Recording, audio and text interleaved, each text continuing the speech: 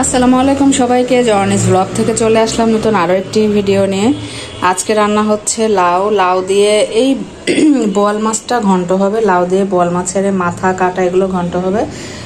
আর এই রুই মাছটা হচ্ছে সম্পূর্ণ ভেজে ভুনা, কারণ ভেজে ভুনা করলে আমার ছেলে মেয়ে খেতে খুব পছন্দ করে।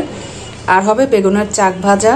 এদিকে হচ্ছে সব কিছু মানে পেঁয়াজ মরিচ কাটা, তো যতটুকু যা লাগে ব্যালেন্স করে নিয়েছি। আর এখন রান্নার প্রস্তুতি চলছে, শুরু করে দেব।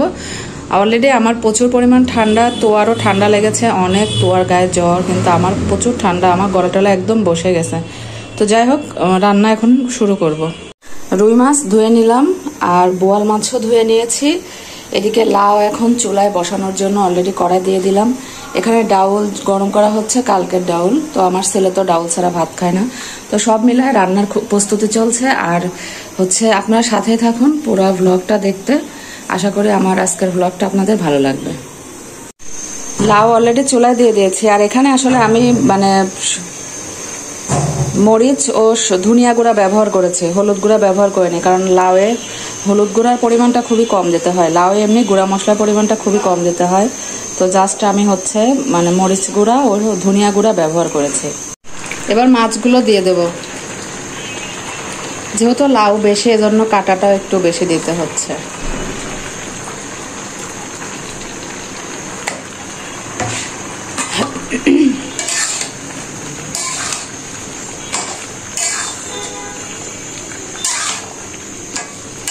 বোয়াল মাছ দিয়ে লাউ ঘন্ট খেতে কিন্তু অনেক মজা। এই রান্নাটা আমার শাশুড়ির কাছ থেকে শেখা। লাউয়ে পরিমাণ মতো ঝোল দিয়ে দিলাম, ভালো করে কষিয়ে নিয়েছি। এখানে মাছ ভাজি হচ্ছে, কারণ মাছটা ভুনা হবে। তো এদিকে সব কিছু এই যে এরকম মাছ ভাজা হচ্ছে,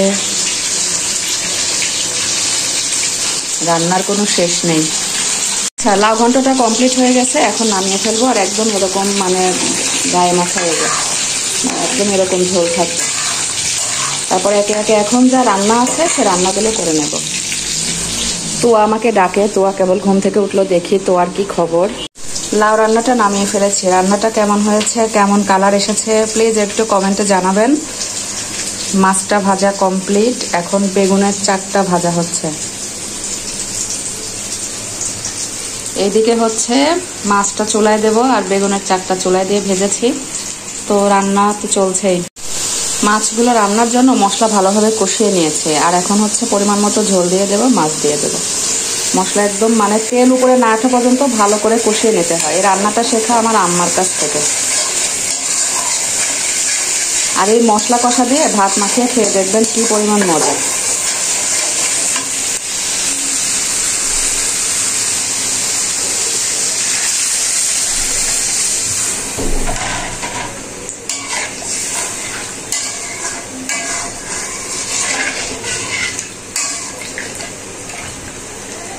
ঝোল দিয়ে ফেললাম।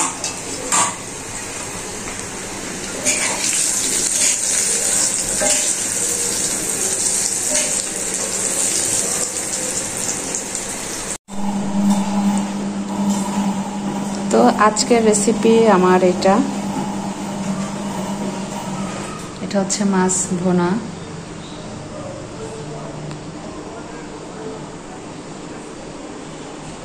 আজকের রেসিপি।